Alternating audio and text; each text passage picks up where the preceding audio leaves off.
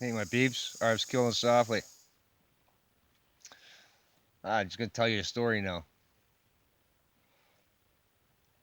Uh, so when I was 15 years old, the had a beef with my neighbor up the street. He didn't like all the motorcycles and dirt bikes coming to my house. I had my own house when I was 15, two-bedroom cabin on Lake, uh, Musman's Lake. It was it was pretty rad. I was 15 years old. I had a good job. I just had money and I was the shit. This guy couldn't stand it up the street. I mean, half the street couldn't stand it, but they're normal people. They just knew we were kids having fun and blah, blah, blah. The one that could not handle it and would not keep his hands to himself and uh, being a problem was a fireman. And he would cause big problems and I would tune him in. Well, he'd get the cops. The cops would abuse me. That's all right because they're all weak mama's boys. Nothing with a gun and a badge. Anyways, I would leave to go to work in November, stoke my fire up, and split. And generally, the house would be empty. But a good buddy of mine was injured the night before, and he was passed out on the couch. I woke him up at 7 o'clock in the morning, give him some painkillers and drink and stuff like that, make sure he didn't need anything, and fill the fireplace with wood and split. The fire fags, not knowing that somebody else is still there, they go there and push down my chimney, burn my house down, almost kill my buddy. True story. I don't have to talk about that anymore. The My house is gone now. I go to the three doors down. I knew a guy and his old lady, and they brought me into their house. I didn't ask. They brought me over there. They wanted me to be there. Mainly because his old lady was sweet on me. She's like 35 years old or whatever, and I'd wake up a couple times a night, and it was pretty uncomfortable. Anyways, I went to Quebec for a Christmas party, and I turned 16 December 1st, so I was just I was 16 years old. Go to this party in Quebec, Longueuil actually, and end up getting kidnapped by bikers.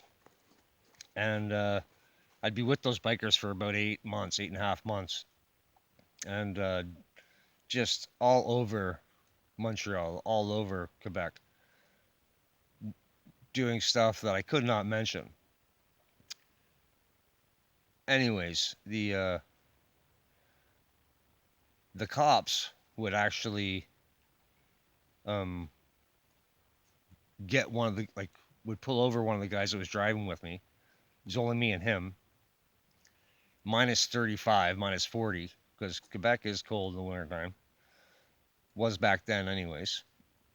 And kicked me out of the car. Just told me to get going because I'm just a kid. And they're not interested in me at all. And I'm like, hey, like this is what's going on there. They wouldn't even listen to me. They wouldn't even hear me. And I had $1 on me. I almost died because of the cops, is the moral of that story. I did get away and everything worked out. And quite honestly, I wouldn't change a thing because I learned a lot through that whole experience. A lot about people, a lot about surviving, a lot about life. There's a couple of morals to that story, but one moral of that story is the firemen burnt down my house. The I was gone for 20 minutes, literally gone for 20 minutes. I forgot my toque, and it was really cold that morning. I left, I came back to get my toque, and my house was gone. The fire was out, my house was gone. 20 minutes. Fire trucks there, they were all in on it. All of them were in on it. I lost everything. They stole stuff that didn't burn in the fire that was worth money. They stole it.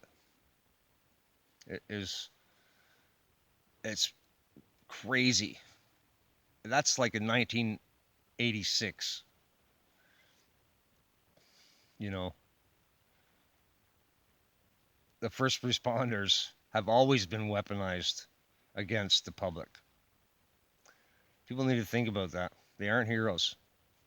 There might be the odd one that starts out for a hero, but you know they're getting thrown underneath the bus. You know they can't do nothing. And if they had any morals, they would quit. Because as a roofer, I can't work beside a hack. If my truck's out front of the job and a hack is working beside me on the roof, I'm leaving. Because there's no way I'm gonna have somebody driving by and look at the shit and, oh, Eddie was there. That's why it's crap. No, that would never happen. I take pride in my work. I take pride in the things that I do, and I couldn't work with somebody that didn't. And like I would say, the majority of people on the planet who have that in them would say the same thing. If you take uh, pride in what you do and want to show your best, you're not going to work beside somebody that's going to pull the carpet out from underneath you. There are no good cops. The firemen are a clique. The EMS, I'm telling you, the first responders have been weaponized against us. Period. Conversation's over about it. Stop giving them any respect. They don't deserve it. Anyways, RF's killing us softly. Love you guys. Play safe. Keep your head on a swivel.